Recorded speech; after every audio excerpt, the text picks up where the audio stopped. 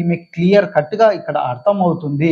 After 45 age of 45 నుంచి 54 మధ్యలో ఈమెకి సర్జరీ కానీ లేకపోతే బోన్ ఫ్రాక్చర్ అయ్యే అవకాశాలు, యాక్సిడెంట్ అయ్యే అవకాశాలు. ఎందుకంటే ఇక్కడ శని తర్వాత వచ్చేసి మార్స్ యొక్క కలయిక వల్ల, ఈ రెండు యొక్క కలయిక వల్ల ఈమెకి ఈ ఏజ్ గ్యాప్లో ఖచ్చితంగా బాడీలో సర్జరీ కానీ జరగాలి, లేకపోతే ఖచ్చితంగా ఫ్రాక్చర్ అని కావాలి, యాక్సిడెంట్ అయ్యే అవకాశాలు చాలా ఎక్కువగా కనబడుతున్నాయి అనేది ఇక్కడ ఈమె యొక్క సిగ్నేచర్ అనేది క్లియర్గా చెప్పబోతుంది. ఇప్పుడు కనుక ఇదే సిగ్నేచర్ కనుక ఫాలో అవుతూ ఉంటే మాత్రం డెఫినెట్లీ ఇదే జరగబోతుంది అనేది కూడా ఇక్కడ మనం ఈ సిగ్నేచర్ ద్వారా తెలుసుకోవచ్చు. ఇంకొక సిగ్నేచర్ మనం చూసుకున్నట్లయితే అందరికీ తెలిసిన సుపరిచితురాలు. సో ఈ సిగ్నేచర్ చూస్తేనే అందరికీ అర్థమైపోయి ఉండాలి.